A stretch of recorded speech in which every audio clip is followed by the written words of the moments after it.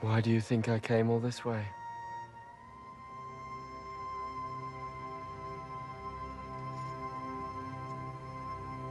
To Brandon of House Stark, I say aye.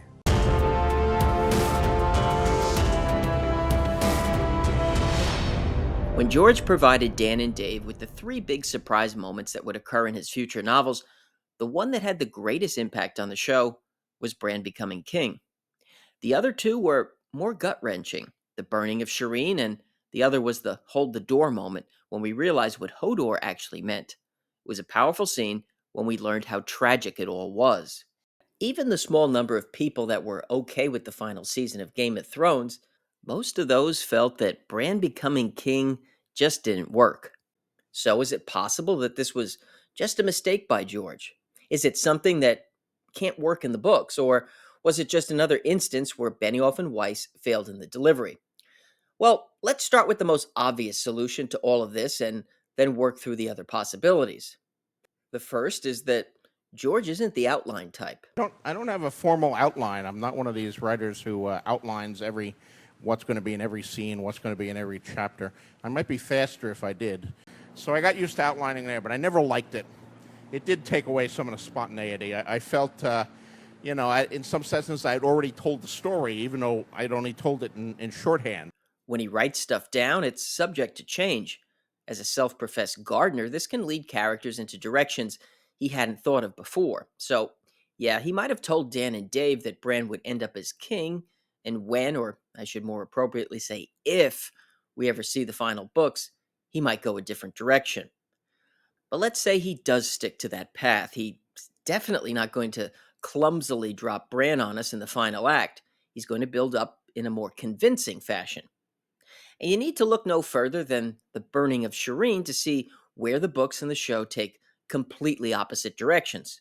Of course, in the books, Shireen has not yet been burned, but it's nearly impossible for Stannis to do it. He's camped before Winterfell while Shireen is all the way back at the wall with Melisandre.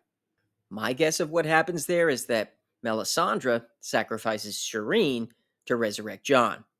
But the point here is that the direction they took on the show, after giving us a Stannis that was a loving, devoted father, They stopped the disease and saved your life. Because you did not belong across the world with the bloody stone man. You are the Princess Shireen of House Baratheon, and you are my daughter. suddenly sacrificing his own daughter in such a manner just didn't fit. It was shocking, of course, but like so many final season character reversals, in season 5, Stannis was our first full character assassination on the show. Now, even many book readers feel that from what we've seen of Bran in the pages of Martin's novels, that even there it doesn't make sense to have Bran become king. And I can understand that. But I think in having two books left to go and Martin's skill as a writer, he could certainly build the path to that point. From what we know right now in the books, one way they could end things, even as they stand at this point, is to have Bran become king in an epilogue chapter. In this scenario, let's say Dany dies while fighting the others, and Jon is reluctantly thrust into the role of king to help rebuild Westeros. After many years, he decides to step down, and the goal in Westeros is to build a new system that is more reliant on a council for the Seven Kingdoms instead of one ruler. And in this spot, you could see how someone like Bran could oversee such a transition after everything had settled down. Nevertheless, I think there's a very good chance that George will move away from the ending of Bran as king. And yes, that could be due to his gardening style of writing, but the backlash against Bran as king has become a meme now. Even if Martin writes a coherent ending, it still might fall flat in some way after the clumsy and awkward way Dan and Dave ended that story. And then there's this. Who would you say is the most difficult character for you to write? The most difficult viewpoint character to write is Bran, and he has always been the hardest. If George is struggling most with Bran, and it's possible he's one of the greatest obstacles between us and finally reading Winds of Winter, it makes sense that even more than any other person in his novels, Bran is more prone to take a different path than the one that Martin originally intended. So was planning to have Bran become king George's biggest mistake? No, I think his biggest error was using his middle books in the series to further expand the story and add characters when he should have at least kept it on the level playing field if not begin to tie up some ends. It's possible Bran's story will take another path, or Martin will present it in a way that makes sense. On the show, after not including Bran in season 5 at all, and then making the character increasingly unrelatable and strange. And you were so beautiful. In your white wedding dress. I have to go back inside, Bran.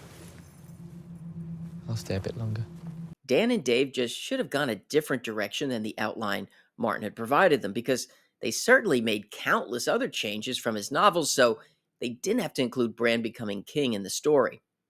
So let me know what you think in the comments on the direction Bran will go in the books. As far as the show is concerned, I think the verdict on that has already come in. You still would be, if you hadn't pushed me out of that window.